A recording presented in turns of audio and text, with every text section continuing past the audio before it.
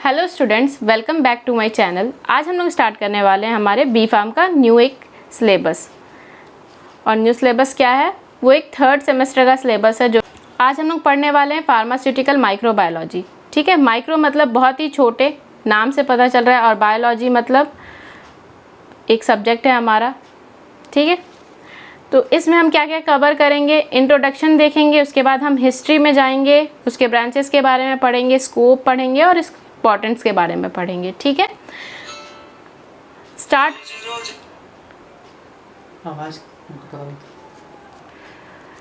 हम करते हैं हमारे डेफिनेशन से। ठीक है, डेफिनेशन क्या होता है? माइक्रोबायोलॉजी क्या है? एक साइंटिफिक स्टडी है। ऑब्वियस सी बात है, इसमें ये जो स्टडी है हमारे माइक्रोस्कोप आने के बाद की गई, क्योंकि हमें अभी पता चलेगा कि माइक्रो ऑर्गेनिजम्स क्या होते हैं, माइक्रो ऑर्गेनिजम्स को देखना पॉसिबल कैसे हो पाया और इसके बारे में हम इन डिटेल पढ़े कैसे। ठीक है, तो माइक्रो ऑर्गेनिज्म एक साइंटिफिक लेवल की स्टडी होती है।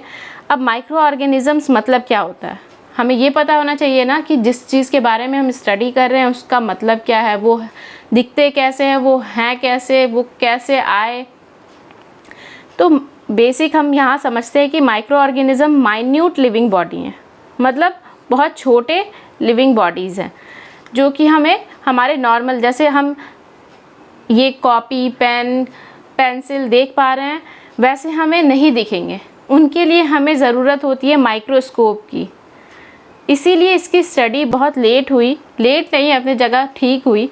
और कब हुई? जब हमारा माइक्रोस्कोप इन्वेंट हुआ। इसके बारे में हम आगे हिस्ट्री में पढ़ेंगे कि कैसे कैसे हमारी माइक्रोबायोलॉजी हमारी स्टडी में इन्वॉल्व हुई। अब इसके बारे में थोड़ा देख लेते हैं, इसका डेफिनेशन क्या है। Microbiology is a specific branch of biology.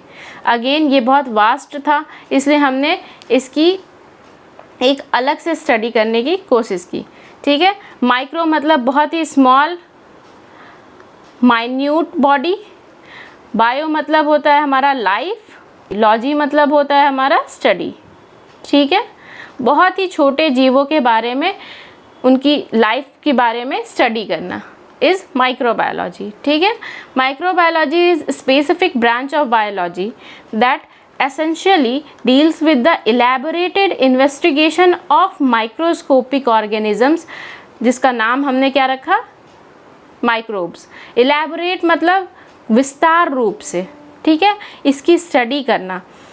हाँ, किसकी स्टडी करना? हमारे माइक्रोस्कोपिक ऑर्गेनिजम्स की। ऑब्वियस सी बात है, हम इसकी स्टडी किसके हेल्प से कर पाए? माइक्रोस्कोप से। इसलिए इसके नाम को भी हमने उस चीज़ से रिलेट कर दिया कि ये माइक्रोस्कोपिक ऑर्गेनिज्म है। ठीक है, नेक्स्ट पॉइंट क्या कह रहा है?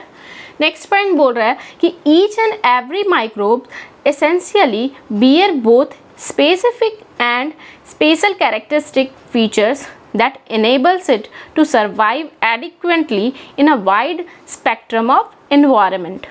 क्या कहने का मतलब है इसमें? हमारे जो माइक्रोब्स होते हैं वो बहुत ही ज़्यादा ठंडी जगह में भी पाए जाते हैं, बहुत ही जहाँ लो टेम्परेचर होता है, और बहुत ही जहाँ हाई टेम्परेचर होता है वहाँ भी हमारे ये माइक्रो ऑर्गेनिजम्स पाए जाते हैं। ठीक है, इसलिए हम स्पेस में भी इसकी स्टडी करते हैं। तो लो टेम्परेचर का मतलब और हाई टेम्परेचर का मतलब, इन दोनों का मतलब ये कि जहाँ इंसान भी नहीं पाए जाते वहाँ भी ये माइक्रो ऑर्गेनिजम्स, ये माइक्रोब्स हमारे इन्वायरमेंट में प्रेजेंट होते हैं और वहाँ वो सरवाइव कर पाते हैं। इसलिए ये कितने स्पेशल हैं और इनके बारे में हमें स्टडी करने की बहुत ज़रूरत है, ताकि हम अपने साइंस के फील्ड को और आगे बढ़ा सकें, हमारे मेडिकल के फील्ड को और आगे बढ़ा सकें। ठीक है, नेक्स्ट क्या है? कहाँ कहाँ पाए जाते हैं? हमारे स्ट्रीम्स में पाए जाएंगे, पॉन्ड्स में, लेक्स में, ओशियंस में, रिवर में, आइस में, हॉट स्प्रिंग में भी पाए जाएंगे। GIT क्या होता है? हमारा गैस्ट्रोइंटेस्टाइनल ट्रैक्ट। हमारे मतलब हमारे बॉडी के अंदर भी ये पाए जा रहे हैं, तो है ना, इसको पढ़ना कितना ज़रूरी, इन डिटेल इसके बारे में जानना। प्लांट के रूट में भी प्रेजेंट होते हैं। Microbes are invariably distributed over the atmosphere, मतलब सारे लिथोस्फेयर हो गया, हमारा स्ट्रेटोस्फेयर हो गया, सारे स्फेयर में, हमारे सारे एटमॉस्फेयर में माइक्रोब्स प्रेजेंट होते हैं। ठीक है, अब नेक्स्ट क्या आता है, हमारा ये स्कोप क्या है कि इस फील्ड को पढ़कर हम कहाँ जा सकते हैं, क्या क्या डिस्कवर कर सकते हैं। पहला आता है हमारा एरो माइक्रोबायोलॉजी। इसमें क्या पढ़ सकते हैं हम, इसमें हम पढ़ते हैं प्रिजर्वेशन करना। प्रिजर्वेशन मतलब क्या होता है, किसी भी चीज़ को ज़्यादा समय तक बचा कर रखना। जैसे आगे हम पढ़ते हैं preservation and preparation of food, food prone diseases and their ultimate prevention.